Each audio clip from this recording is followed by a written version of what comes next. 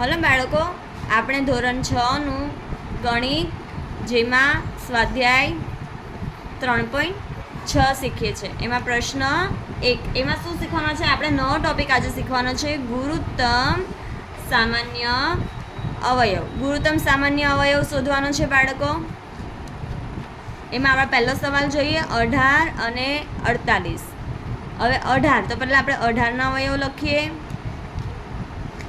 આના માટે ચાવી આવડવી ખૂબ જરૂરી છે. તો 18 ને 8 એ બેકી સંખ્યા છે, એટલે આપણે 2 વડે ભાગી શકશું. 2 નવા 18. હવે 9 એ 2 વડે ન ભાગી શકીએ તો 3. તો 3 તરી 9, 3 એકા 3. હવે 48ના અવયવો લખીએ એવી રીતે. 8 એ બેકી સંખ્યા છે, એટલે 2 વડે ભાગી શકાશે. 2 દુ 4 ને 4 દુ 8. જેને ન આવડે ડાયરેક્ટ એ ભાગાકાર કરીને લખી શકે. 12 દુ 24, 2 છંગ 12, 2 તરી 6 અને 3 એકા 3. હવે આપણે બંનેના અવયવ લખી દઈએ. 18ના અવયવ અહીંયા લખી દઈશું, 2 ગુણ્યા 3 ગુણ્યા 3. અને નીચે 48ના લખી દઈશ, 2 ગુણ્યા 2 ગુણ્યા 2 ગુણ્યા 3. હવે આમાં જેટલું કોમન છે એટલું આપણે લખીએ. આ 2 કોમન છે, હવે 3, તો 3 એક જ છે, તો આપણે લખી દઈએ. તો આમાં શું થયું? આને આપણે ગુરુત્તમ સામાન્ય અવયવને બાળકો શું કહીએ ટૂંકમાં? ગુસા. ગુસા કેટલો થયો? 2 ગુણ્યા 3, એટલે કે ગુસા 6 થયો. હવે આપણે બીજો દાખલો જોઈએ. હવે આગળનો દાખલો જોઈએ, 30 અને 42. પહેલાં 30ના અવયવો લખીએ. 0 એ બેકી સંખ્યા કહેવાય, એટલે 2 વડે ભગાશે. 15 દુ 30, 15 ને 2 વડે ન ભગાય એટલે 3ની વારી, તો 3 પંચા 15, 5 એકા 5, પતી ગયું. અને હવે લખીએ 42ના અવયવ. તો 2ના ઘડિયામાં 2 દુ 4, 2 એકા 2, 21 દુ 42. 3થી થશે 7 તારી 21 ને 7 એકા 7. આપણે 30ના અવયવ અહીંયા લખીએ, 2 ગુણ્યા 3 ગુણ્યા 5. અને 42ના અવયવ લખીએ, 2 ગુણ્યા 3 ગુણ્યા 7.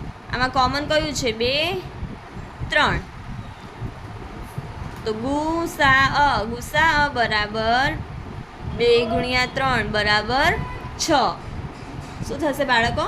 6 ગુસા થશે. હવે આપણે ત્રીજો દાખલો જોઈએ. રકમ લખીએ 18 અને 60. પહેલાં આપણે 18ના અવયવ પાડીએ. 2 નવા 18, 3 તરી 9, 3 એકા 3. તેવી રીતે આપણે 60ના બાજુમાં લખીએ અવયવ. 30 દુ 60, 15 દુ 30, 3 પંચા 15 અને 5 એકા 5.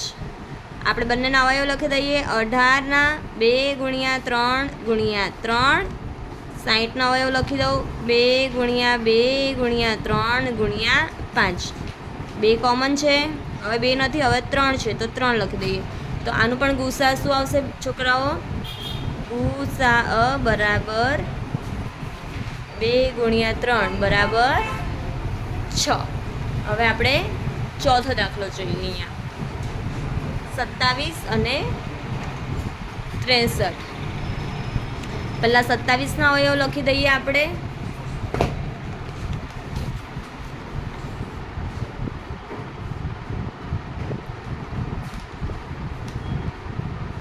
2 વડે નહીં ભગાય એટલે ડાયરેક્ટ 3 વડે. 9 તરી 27, 3 તરી 9 અને 3 એકા 3.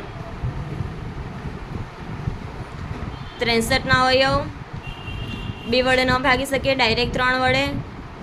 3 દુ 6, 3 એકા 3, 3 સત્તા 21 અને 7 તરી 7 એકા 7. સોરી.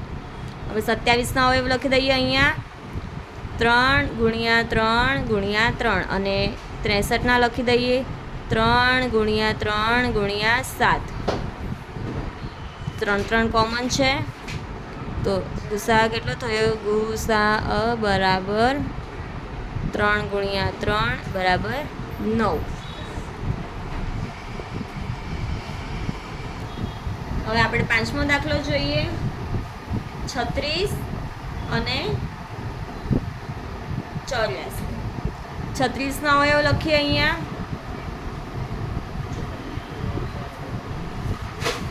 18 દુ 36, 2 નવા 18,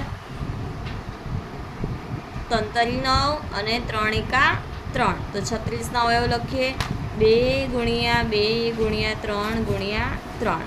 તેવી જ રીતે આપણે 84 ના અવયવ લખી દઈએ 4 દુ 8 અને 2 દુ 4. હજી 2 વખત થશે 2 એકા 2 અને 2 દુ 4 ને 2 એકા 2. હવે 3 વડે 7 તારીખ 21 ને 7 એકા 7. તો આપણે નીચે 84 ના અવયવ લખી દઈએ 2 ગુણ્યા 2 ગુણ્યા 3 ગુણ્યા 7. કોમન કયા છે 2 2 અને 3. તો ગુસા લખી દઈએ ગુસા બરાબર 2 ગુણ્યા 2 ગુણ્યા 3, 2 દુ 4, 4 તારી 12. હવે આપણે આગળ દાખલો કરીએ છઠ્ઠો.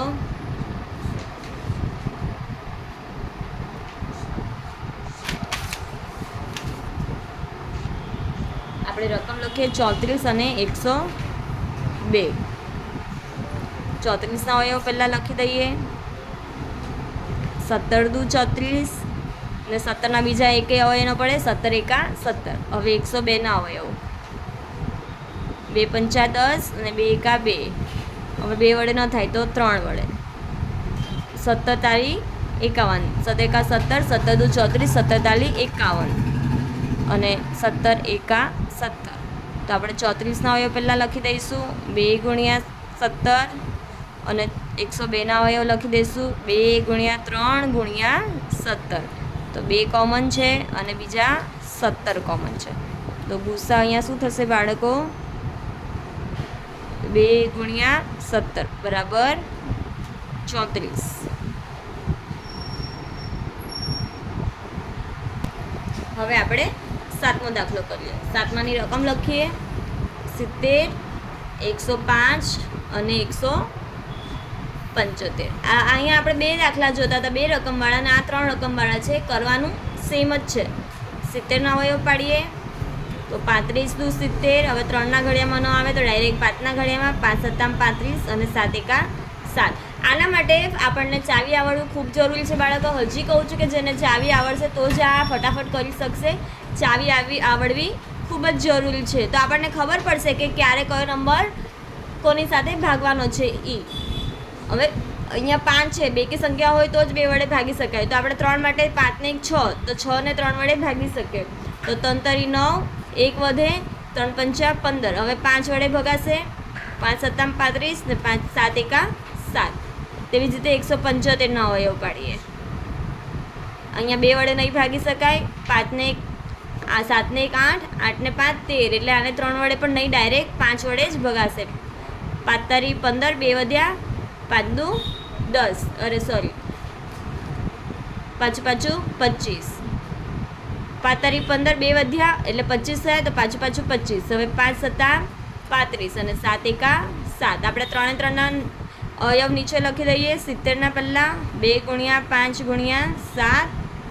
105 ના લખીએ 3 ગુણ્યા 5 ગુણ્યા 7 અને 175 ના લખીએ 7 ગુણ્યા 5 ગુણ્યા 7. આમાં કોમન કેટલા છે 5 અને 7. તો ગુસા કેટલો થયો બાળકો 5 ગુણ્યા 7 બરાબર 35. હવે આપણે આગળનો દાખલો જોઈએ. રકમ લખીએ 8મો 81, 112 અને 49. પહેલાં 91 છે. 91 ના અવયવ પાડીએ તો 91 ને 2 વડે ના ભાગી શકીએ, 3 વડે. 9 ને 1 10, 3 વડે પણ ન ભગાય.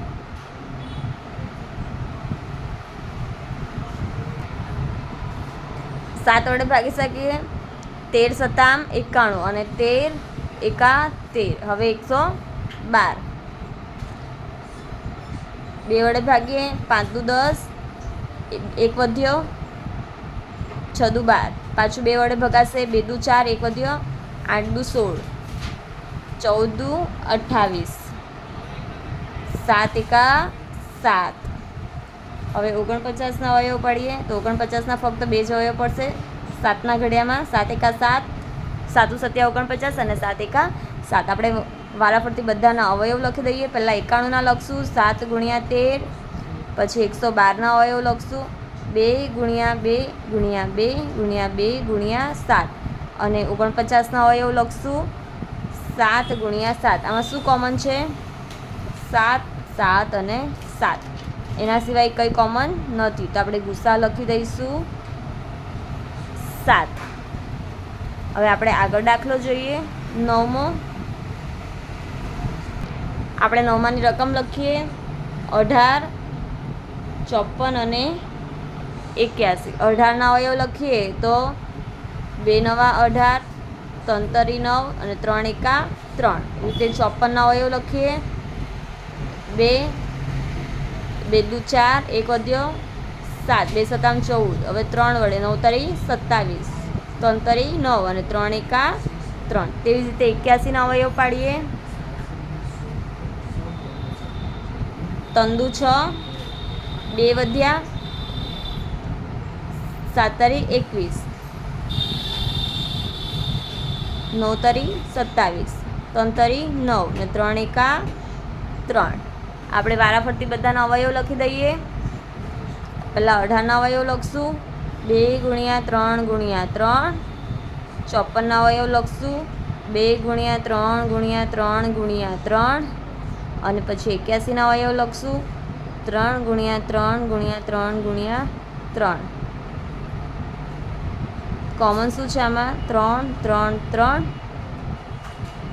2 વખત 3 કોમન નીકળશે, તો ગુસા શું થયો બાળકો?